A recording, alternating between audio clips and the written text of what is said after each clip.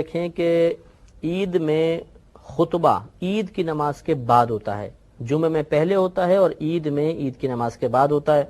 لہذا سب کھڑے ہوں گے، صف وغیرہ سیدھی کریں، اس کے بعد نیت کریں گے۔ نیت اس طرح کریں گے کہ نیت کرتا ہوں 2 رکعت نماز عید الفطر واجب 7 زائد 6 تکبیروں کے واسطے اللہ تعالیٰ کے، منہ میرے قبلہ شریف کی طرف، پیچھے اس امام کے۔ نیت دل کے پختہ ارادے کو کہتے ہیں۔ آپ دل میں ارادہ کریں گے تب بھی نیت کافی ہے، زبان سے الفاظ ادا کر دینا مستحب ہوتا ہے۔ تو پھر ایک دفعہ سنیں کہ نیت کرتا ہوں 2 رکعت نماز واجب عید الفطر کی 7 زائد 6 تکبیروں کے واسطے اللہ تعالیٰ کے، منہ میرے قبلہ شریف کی طرف، پیچھے اس امام کے۔ پھر اللہ اکبر کہہ کر ہاتھ باندھ لیں گے۔ یاد رکھیں کہ مقتدی بھی اتنی آواز سے اللہ اکبر کہے گا کہ اپنے کان سنیں گے، اور پھر ثنا پڑھی جائے گی، یعنی سبحانک اللہم و بحمدک۔ ثنا پڑھ کر خاموش ہو جائیں گے۔ اب امام صاحب تکبیر لگائیں گے۔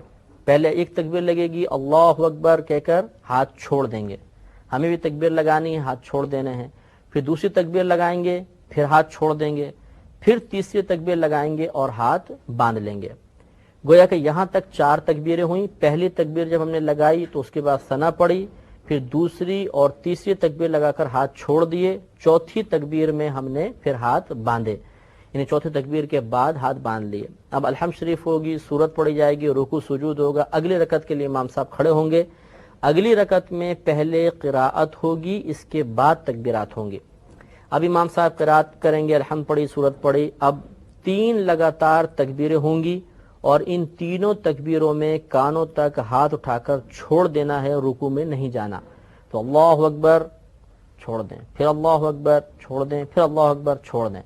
اب جب چوتھی تکبیر امام صاحب لگائیں گے تو اس چوتھی تکبیر میں بغیر ہاتھ اٹھائے رکوع میں چلے جائیں گے، اور پھر رکوع میں چلے گئے، اس کے بعد پوری نماز مکمل کر لیں۔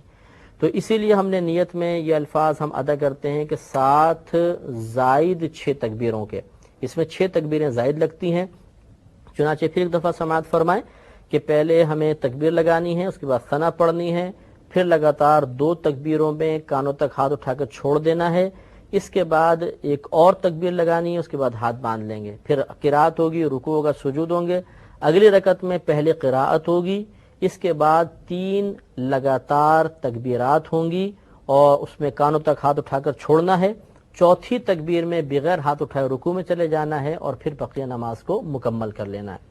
نماز مکمل ہو جانے کے بعد خطبہ سننا چاہیے، لیکن فرق یہ ہے کہ جمعے کا خطبہ سننا مطلب واجب ہوتا ہے جمعے میں، بلکہ خود جمعے کی ادائیگی کے لیے شرط ہوتا ہے، اور اس کا خطبہ ادائیگی کے لیے شرط نہیں ہوتا۔ اگر کسی نے خطبہ نہیں بھی پڑھا تو عید کی نماز ہو جائے گی۔ بہرحال خطبہ خوب غور سے سنیں، اور اس کے بعد پھر آپس میں مصافحہ وغیرہ کریں، گلے ملیں، اور اپنے گھر پہ واپس تشریف لے آئیں۔